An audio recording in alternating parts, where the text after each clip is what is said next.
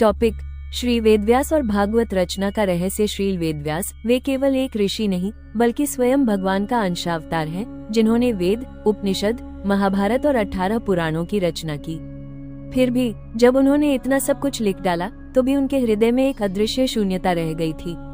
वेदव्यास सोचने लगे, मैंने ज्ञान लिखा, धर्म लिखा, इतिहास लिखा, फिर भी मन को शांति क्यों नहीं मिल रही। तभी उनके समीप नारद मुनि पधारे। नारद जी ने कहा, व्यासदेव, तुमने परम सत्य का वर्णन तो किया, परंतु उसमें भगवान की लीला और भक्ति का रस नहीं भरा। जहाँ केवल ज्ञान है वहाँ हृदय नहीं पिघलता। जब तक तुम प्रेममयी भक्ति का वर्णन नहीं करोगे तब तक तुम्हारा मन तृप्त नहीं होगा। इन वचनों ने वेदव्यास के अंतर्मन को झकझोर दिया। फिर उन्होंने समाधि लगाई और उस समाधि में उन्होंने भगवान श्री कृष्ण के दिव्य स्वरूप का साक्षात्कार किया।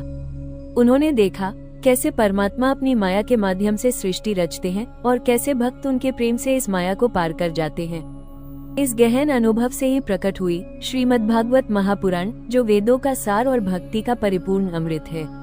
भागवत केवल एक ग्रंथ नहीं बल्कि यह व्यासदेव के आत्मज्ञान का अनुभव है। इसमें उन्होंने कहा, सत्यम परम धीमहि, हम उसी परम सत्य का ध्यान करते हैं जो श्री कृष्ण है। इसलिए कहा जाता है, वेदव्यास ने जब भक्ति का रस लिखा तभी उन्हें परम शांति मिली।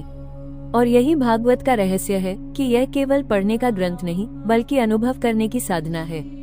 अगर तुम्हें श्री वेदव्यास जी की यह कथा हृदय में उतर गई हो तो हरि बोल लिखकर भक्ति की इस धारा में सम्मिलित हो जाओ।